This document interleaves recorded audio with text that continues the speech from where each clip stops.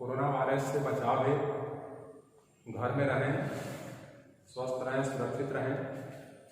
पूरा विश्व कोरोना महामारी के कारण घरों में है। ऐसे परिस्थितियों में विद्यार्थी भी अपने अपने घरों में बंद हैं, जिससे उनकी शिक्षण गतिविधियां प्रभावित हो रही हैं। अतः इन शिक्षण गतिविधियों को प्रारंभ करने के लिए इंटरनेट कॉलेज गाजीपुर की तरफ से ऑनलाइन कक्षाओं का संचालन प्रारंभ किया गया है, जिसके माध्यम से बच्चे अपनी पढ़ाई को पूरा कर सकते हैं। कक्षा 10वीं विज्ञान कक्षा 10वीं विज्ञान के बालक बालिकाओं के लिए सबसे पहले हम इनके पाठ्यक्रम का परिचय कराते हैं कि इन्हें कक्षा 10 विज्ञान में कौन कौन पाठ्यक्रम को पढ़ना है। कक्षा 10 विज्ञान में जैसा कि हम जानते हैं कि विज्ञान के 3 भाग हैं: भौतिक विज्ञान, रसायन विज्ञान और जीव विज्ञान। इस भौतिक विज्ञान में भी विभिन्न शाखाएं हैं और उन शाखाओं में से कक्षा 10वीं के बालक बालिकाओं के लिए 3 सेक्शन का अध्ययन करना है। 10वीं भौतिक विज्ञान के पाठ्यक्रम में पहला सेक्शन जिसका हमें अध्ययन करना है वह है प्रकाश। दूसरा जिस सेक्शन का हमें अध्ययन करना है और वह है विद्युत।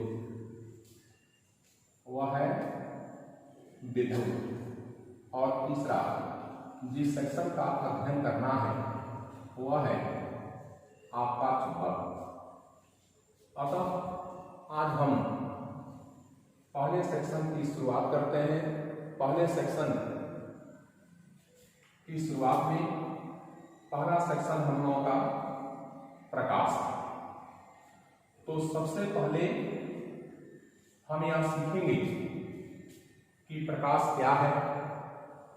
उसके बाद प्रकाश के गुणों का हम अध्ययन करेंगे। हम सभी लोग ये जानते हैं कि किसी भी चीज का अध्ययन करने के लिए पूर्ववर्ती कक्षाओं के अध्ययन को अनुभव बनाते हुए और तब हम किसी अगली चीज का अध्ययन करते हैं। इसके कड़ी में कक्षा 9 में आपने सीखा है कि ऊर्जा क्या है। कक्षा 9 में आपने सीखा है कि ऊर्जा क्या है। आपको बताया गया है कि कार्य करने की क्षमता को ही हम ऊर्जा कहते हैं। तो कार्य करने की क्षमता को ही हम ऊर्जा कहते हैं। तथा प्रकाश के द्वारा हम किसी वस्तु को देखने का कार्य करते हैं तथा दिखाई देना भी एक क्रिया है जो प्रकाश के उपस्थिति में ही होता है।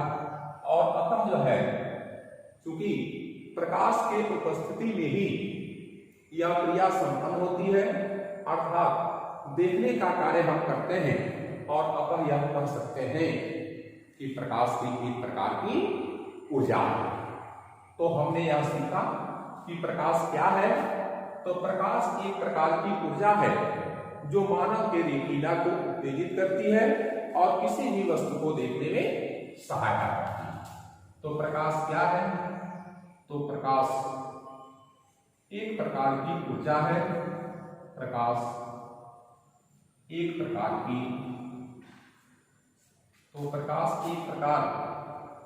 की ऊर्जा है जो मानव के रेटिना को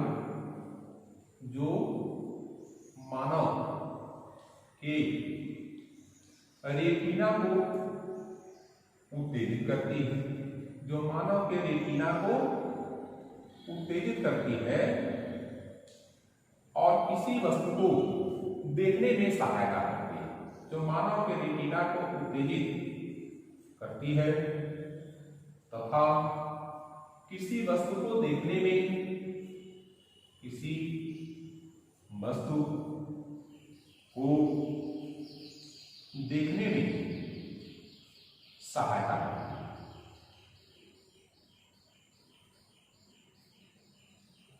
सहायता करती है।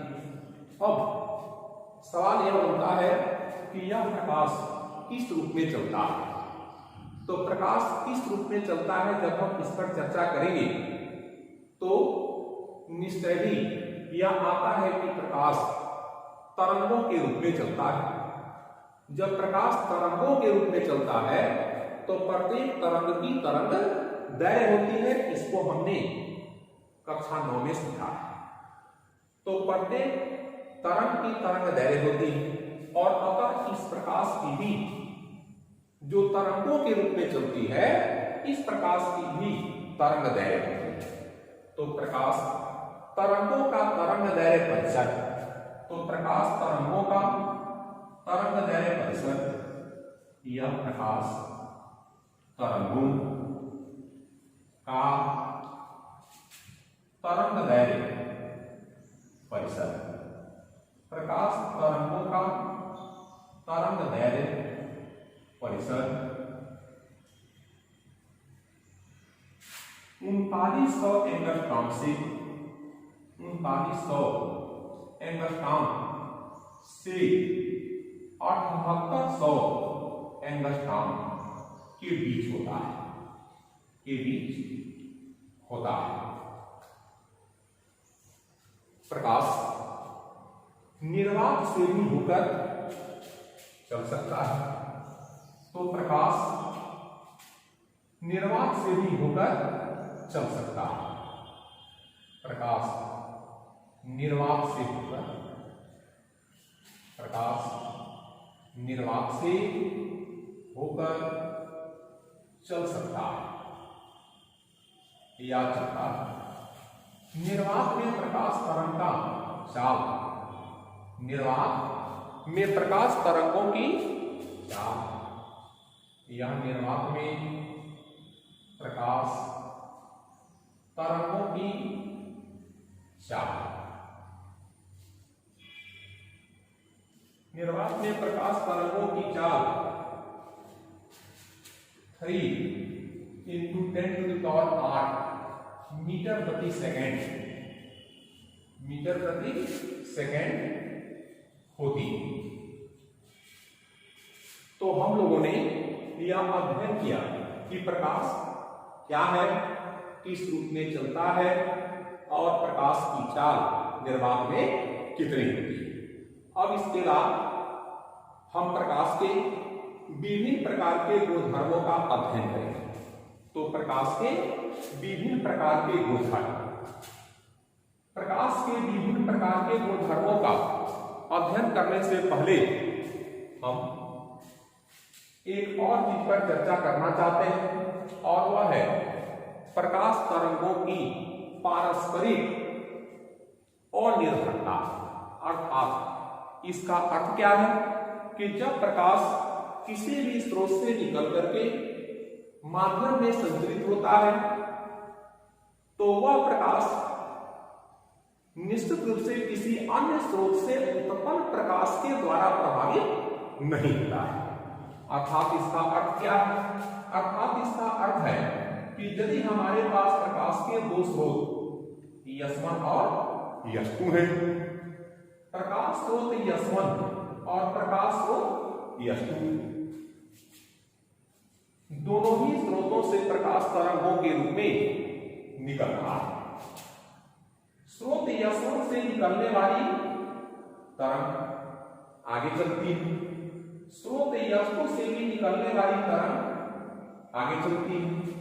संयोग से यह दोनों तरंगें और किसी एक बिंदु पर मिलती है, परंतु यह देखा जाता है कि स्रोत S1 से निकलने वाली तरंग जिस दिशा में जिस चाल से जा रही है उसी दिशा में उसी चाल से जाती रहती है, तथा स्रोत S2 से निकलने वाली तरंग जिस चाल से जिस दिशा में जा रही थी और उसी दिशा में जाती रहती। इस प्रकार स्पष्ट होता है कि निश्चित रूप से जो है और प्रकाश तरंगें एक दूसरे के ऊपर निर्भर नहीं करती है और प्रत्येक प्रकाश तरंग सदैव निरंतर आगे की ओर एक दूसरे को बिना प्रभावित किए हुए चलती रहती है और अतः प्रकाश तरंगों की पारस्परिक अनिर्भरता होती है, अर्थात कोई भी तरंग किसी दूसरे तरंग से प्रभावित नहीं होता है। तो प्रकाश तरंगों की पारस्परिक अनिर्भरता होती है। प्रकाश तरंगों की या प्रकाश तरंगों की पारस्परिक अनिर्भरता, प्रकाश तरंगों की पारस्परिक और निर्भरता होती है। अब इसके बाद हम प्रकाश के विभिन्न प्रकार के गुणों का अध्ययन करते हैं। तो अब हम अध्ययन करेंगे प्रकाश के विभिन्न गुण, और प्रकाश के इन विभिन्न गुणों का अध्ययन करने से पूर्व पुनः एक और छोटे से मैटर का आपको अध्ययन करा दें, और वह क्या है? तो वह है वस्तुएं। जो भी भौतिक वस्तुएं हैं, उन भौतिक वस्तुओं में यह देखा गया है कि कुछ ऐसी भौतिक वस्तुएं हैं जो स्वयं अपने प्रकाश से प्रकाशित होती हैं, तथा दूसरी वस्तु होती है जो स्वयं अपने प्रकाश से प्रकाशित नहीं होती। इस आधार पर वस्तुओं को दो भागों में बांटा गया है। वस्तुओं को दो भागों में बांटा गया है, पहला दीप्ति वस्तु और दूसरा अदीप्ति वस्तु। तो वस्तुओं का वर्गीकरण, तो वस्तुओं को दो भागों में बांटा गया है, पहला दीप्ति वस्तु, दूसरा अदीप्ति वस्तु। दूसरा अदीप्ति वस्तु। तो हम पहले अध्ययन करेंगे कि दीप्त वस्तुएं क्या हैं। तो दीप्ति और वस्तु, तो वे वस्तुएं जो स्वयं अपने प्रकाश से प्रकाशित होती हैं, उन्हें हम दीप्ति वस्तु कहते हैं। जैसे सूर्य, तारे, ये स्वयं अपने प्रकाश से प्रकाशित होते हैं और अतः हम इन्हें दीप्त वस्तु के नाम से जानते हैं। तो वे वस्तुएं जो स्वयं अपने प्रकाश से, वे वस्तुएं जो स्वयं अपने प्रकाश से प्रकाशित होती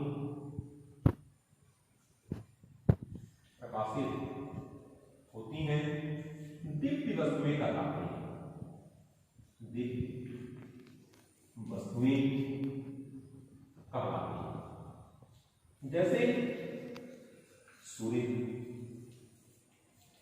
तारे इत्यादि। सूर्य, तारे इत्यादि।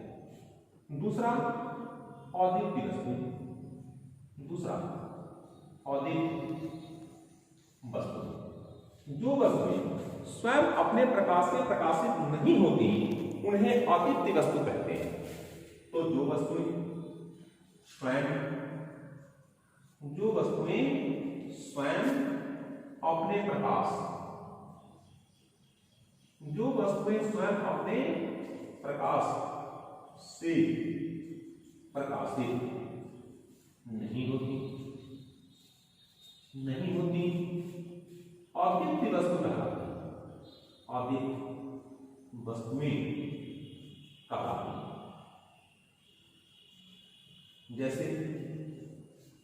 जैसे लकड़ी, लोहा इत्यादि। जैसे लकड़ी, लोहा इत्यादि।